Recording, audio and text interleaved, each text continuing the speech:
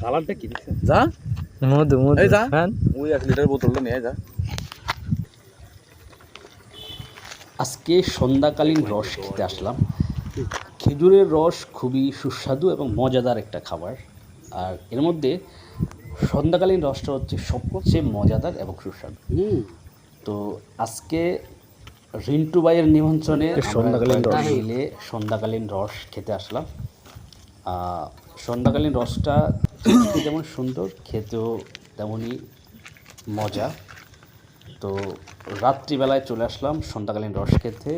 এখন হচ্ছে গাছে উঠছে, গাছে উঠে রসটা পেরে নিয়ে আসবে, অর্থাৎ আরেকটা ভাঁড় কলসি ওখানে গাছে রেখে আর রসটা নিয়ে আসবে। অর্থাৎ সন্ধ্যাকালীন রস হচ্ছে সারাদিন যে রসটা পড়ে জমা হয় ওই রসটাকেই সন্ধ্যায় সংগ্রহ করা হয় এবং এটাকেই সন্ধ্যাকালীন রস বলে।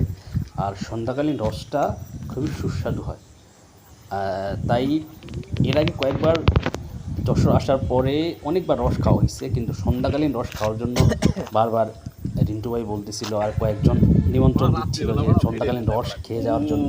সন্ধ্যাকালীন রসের সুস্বাদু এবং অনেক মজা। আজকে রিন্টু ভাইয়ের আমন্ত্রণে আমরা চলে আসলাম সন্ধ্যাকালীন রস খেতে। গাছি রস নামাচ্ছে, রাত্রিবেলায় আমাদের জন্য কষ্ট করে গাছে উঠছে।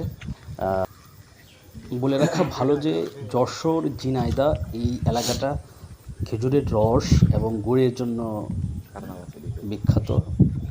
এই অঞ্চলে খুব রস এবং খেজুরের অথেন্টিক যে গুড় এবং পিওর রস পাওয়া যায়। যশোরে আসার পর কয়েকবার রস এবং গুড় খাওয়া হয়েছে, খুবই এনজয় করছি।